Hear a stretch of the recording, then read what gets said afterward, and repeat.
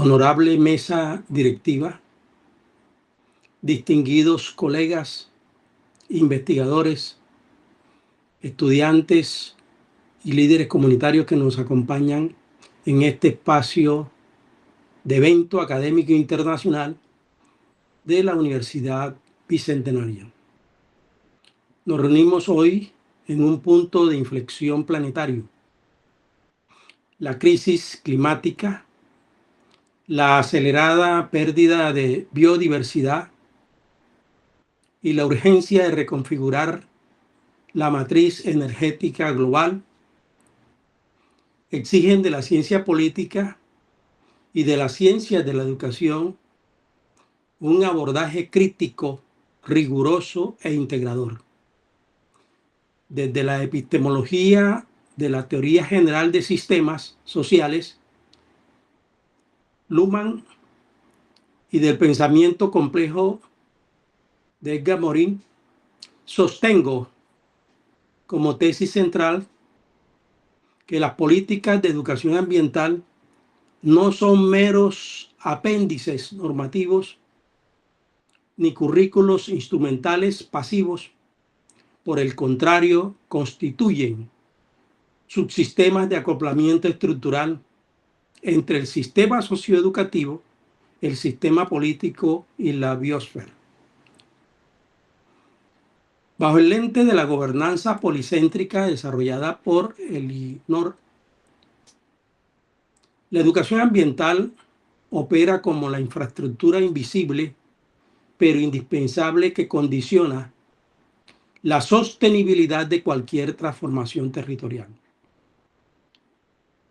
En este contexto, no existe transición energética justa sin una educación ambiental transformadora, pues la energía no es un asunto meramente tecnológico, sino una relación de poder, cultura y ciudadanía. Precisamente a nivel internacional, los consensos globales han superado la concepción instruccionalista del siglo XXI, o mejor, del siglo XX. La iniciativa de la UNESCO insta a los Estados miembros a integrar el aprendizaje verde en 4 pilares fundamentales: escuelas verdes, currículos verdes, formación docente verde y comunidades sostenibles. En segundo lugar, la Declaración de Berlín sobre la Educación para el Desarrollo Sostenible 2021 establece explícitamente que la educación ambiental debe ser un elemento central de la acción climática y la conservación de la biodiversidad. En América Latina y el Caribe, el Acuerdo de Escazú, en su artículo 10, eleva la educación ambiental a la categoría de un derecho instrumental para garantizar el acceso efectivo a la información, la participación ciudadana en decisiones ambientales y la defensa de los derechos de los defensores del territorio.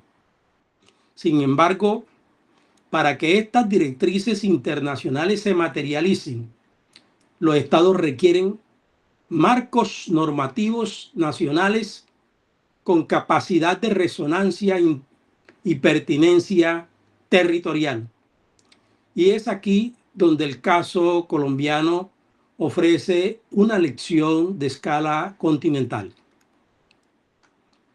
A lo largo de estos minutos abordaremos cómo las políticas públicas transforman a los ciudadanos de espectadores sumisos de proyectos extractivos en agentes soberanos de la gobernanza territorial.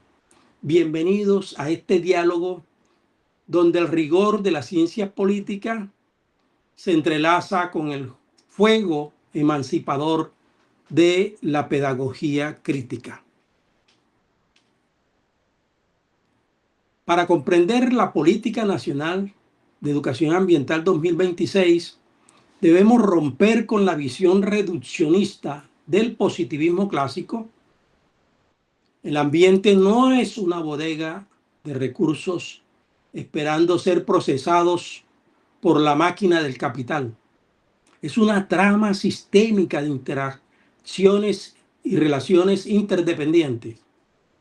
Retomando la teoría de los sistemas sociales de Luhmann, 95, y del pensamiento complejo de Morán, 2016, configuremos una tríada ontológica indisociable.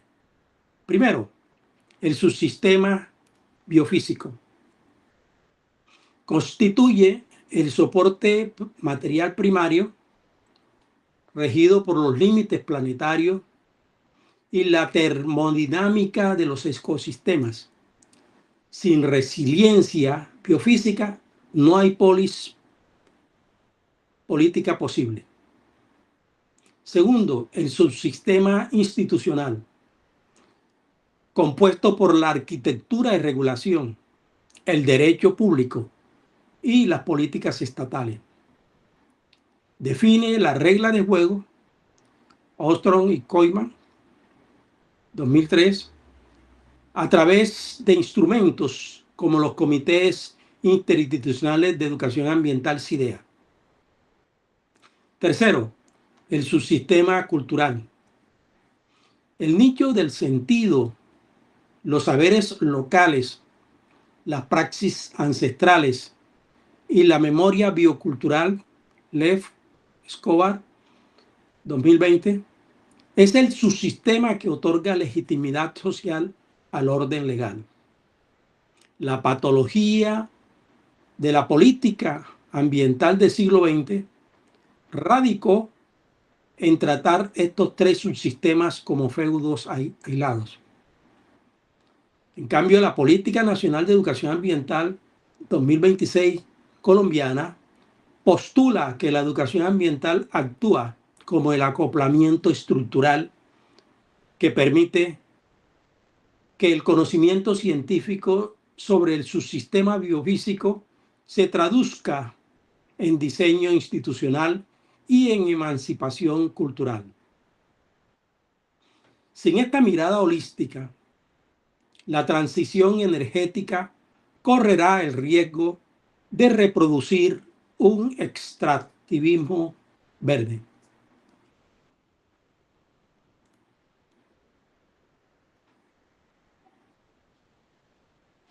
Esta complejidad teórica se aterriza en el marco de la gobernanza multinivel. No estamos actuando en el aislamiento local. Estamos alineados con los postulados de los artículos 11 y 12 del Acuerdo de París, Naciones Unidas 2015, y la Estrategia de Educación Ambiental para el Desarrollo Sostenible 2030 de la UNESCO. Pero prestemos especial atención al giro que representa el Acuerdo de Escazú, ratificado en Colombia mediante la Ley 2273 del 2022. Colegas, aquí yace una premisa que debe tocar el alma de todo jurista y educador. El artículo 10 del Acuerdo de Escazú desacraliza la visión de la educación ambiental como un mero pasatiempo o un voluntariado escolar y la eleva a la categoría de derecho instrumental elegible. ¿Qué significa esto en la praxis? Que sin formación ambiental crítica, accesible e informada, la participación ciudadana en materia ambiental es una simulación antidemocrática. No puede haber una transición energética justa en La Guajira, por ejemplo, en el Chocó o en el Cauca, si las comunidades no poseen las herramientas cognitivas y jurídicas para comprender un estudio de impacto ambiental, cuestionar una licencia o negociar la instalación de parques eólicos y fotovoltaicos. La educación es la condición de posibilidad de la justicia climática. Observemos con atención este cuadro comparativo. Representa un verdadero salto cualitativo y epistémico entre dos modelos de Estado y dos modelos pedagógicos. En el enfoque filosófico pasamos del reduccionismo antropocéntrico de la Política Nacional de Educación Ambiental 2002, Ley 1549, de 2012 también, donde la naturaleza se concebía como una suma de recursos naturales al servicio mercantil del ser humano, hacia un horizonte biocéntrico e interespecie que reconoce los derechos de los ecosistemas a su regeneración y equilibrio. LEF 2019. En torno al alcance metodológico, superamos la política fragmentada de las efemérides ambientales, activismo ecológico. Sembrar, por ejemplo, un árbol el Día de la Tierra sin cuestionar las causas de la deforestación para asumir un enfoque sistémico, holístico y complejo de proceso. En cuanto al eje estratégico, migramos de la contemplación pasiva y la sensibilización lírica hacia el núcleo duro de la justicia climática y la transición energética justa. En el rol institucional, el Estado deja de ser un mero liquidador o administrador reactivo de pasivos ambientales para convertirse en una infraestructura de gobernanza. La Política Nacional de Educación Ambiental 2026 entiende que la pedagogía es poder en acción.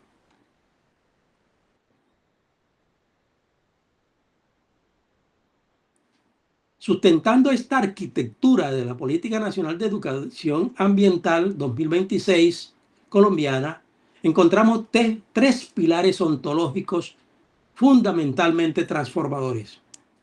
Primero, los derechos bioculturales. Este pilar bebe directamente de la vanguardia jurisprudencial de la Corte Constitucional de Colombia, encarnada en la histórica sentencia T-622 de 2016, que reconoció al río Atrato como sujeto de derecho. Los derechos bioculturales entienden que no se puede tutelar la biodiversidad biológica destruyendo las comunidades humanas que la habitan. El territorio y sus habitantes forman una sola unidad ontológica. Segundo, la epistemología del sur, inspirada en la ecología de saberes de Boaventura de Sousa Santos y en la pedagogía del oprimido de Freire. La Política Nacional de Educación Ambiental 2026 quiebra la hegemonía del positivismo eurocéntrico. No se trata de descalificar la ciencia moderna, sino de sentarla en una mesa horizontal de diálogo de saberes con el saber ancestral de las autoridades indígenas, la sabiduría de las comunidades afrodescendientes y la praxis de la economía campesina. Tercero, la transición justa. La energía deja de conceptualizarse como una mercancía comoditizada, sujeta a las fluctuaciones especulativas del mercado financiero, para asumir su verdadera naturaleza, un bien común indispensable para la vida digna y un derecho fundamental. La educación ambiental reconfigura a la ciudadanía para que no sea simple consumidora de kilovatios, sino de gestora de la matriz energética de su territorio. Apreciados académicos, los diagnósticos sin propuesta metodológica se convierten en retórica vacía. ¿Cómo transitamos de la teoría de la complejidad a la realidad de los territorios? Mediante el modelo territorial de 3 fases impulsados por la Política Nacional de Educación Ambiental 2026. La fase 1, de entrada, de la formación y capacitación jurídica y técnica. Se requiere alfabetización normativa intensiva. La comunidad debe dominar el lenguaje del derecho ambiental, comprender el funcionamiento de la Comisión de Regulación de Energía y Gas, CREG, interpretar la ley precisamente sobre la transición energética y articular esto con su propio diálogo de saberes. Fase 2, proceso de reingeniería de los IDEA. Transformamos los apáticos comités interinstitucionales de educación ambiental, que históricamente fueron espacios burocráticos sin presupuesto ni capacidad resolutiva, en mesas territoriales de gobernanza energética. Y la fase 3, salida, soberanía energética. El resultado no es un documento en un estante, es la creación y puesta en marcha de las comunidades energéticas capaces de operar precisamente sistemas de generación distributiva fotovoltaica o eólica comunitaria. Apunten esta máxima que resume la tesis de mi vida académica. Si la comunidad entiende el modelo regulatorio y técnico, la comunidad lidera la transición. En cambio, si la desconoce, continuará siendo víctima del extractivismo corporativo.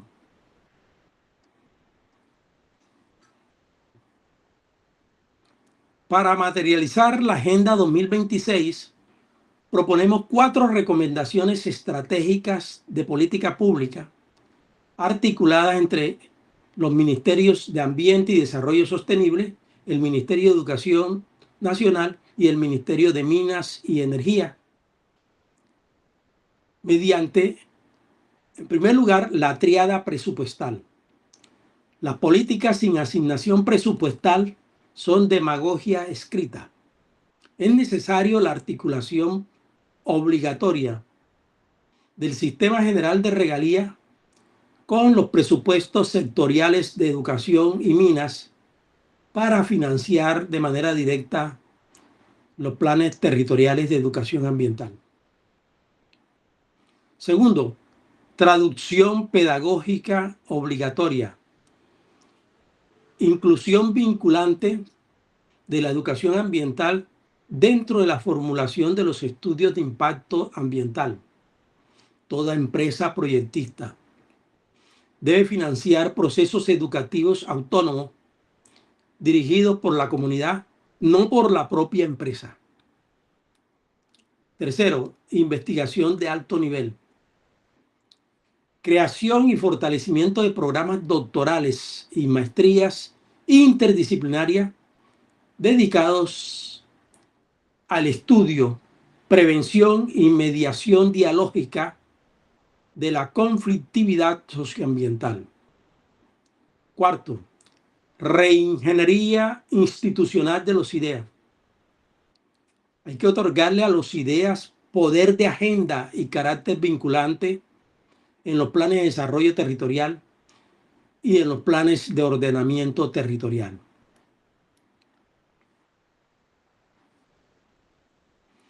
Llegamos entonces a las herramientas operativas que le dan carne y hueso a esta política pública a escala micro y meso. Debemos resignificar el tríptico tradicional de la educación ambiental en Colombia. Los proyectos ambientales escolares y los proyectos ambientales universitarios PRAU no pueden seguir siendo maquetas de reciclaje en un rincón del colegio. tienen que convertirse en el aula viva territorial, en laboratorios donde la física, la biología, la ciencia política y la ética se articulen para investigar los ecosistemas locales. Los PROCEDAS o Proyectos Ciudadanos de Educación Ambiental representan la organización comunitaria en marcha. Son las huertas urbanas, los viveros bioclimáticos para la restauración ecológica, los observatorios ciudadanos de calidad del agua y del aire. Es la ciudadanía haciendo soberanía desde la base social. Los IDEA constituyen el vértice del diálogo interinstitucional, la bisagra entre el alcalde, el rector, el líder indígena y la lideresa comunitaria. Reitero categóricamente, los PRAE, Proceda y CIDEA no son meros trámites administrativos para cumplir con una auditoría. Son trincheras pedagógicas para la reconstrucción del tejido social y el ejercicio genuino de la democracia deliberativa.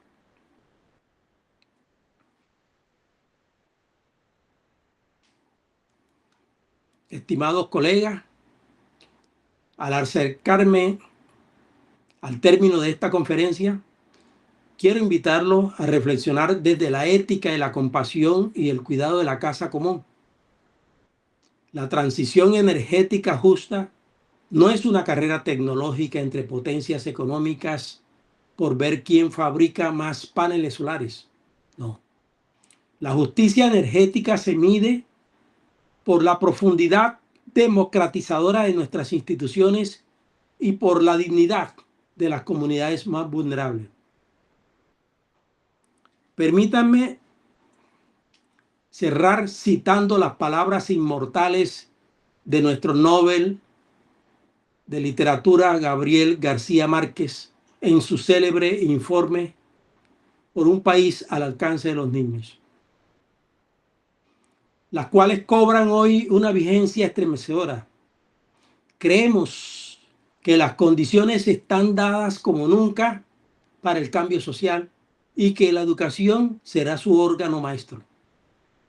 Una educación desde la cuna hasta la tumba, inconforme y reflexiva, que nos inspire un nuevo modelo de pensar y nos incite a descubrir quiénes somos en una sociedad que se quiera más a sí mismo, que canalice hacia la vida la inmensa energía creadora que durante siglos hemos despilfarrado en la depredación y la violencia y nos abra al fin la segunda oportunidad sobre la tierra, que no tuvo la estirpe desgraciada del coronel Aureliano Buendía. Colegas, educar ambientalmente hoy es reclamar esa segunda oportunidad sobre la tierra. Es garantizar un país y un planeta próspero, libre, sostenible y al alcance de los niños. Muchas gracias.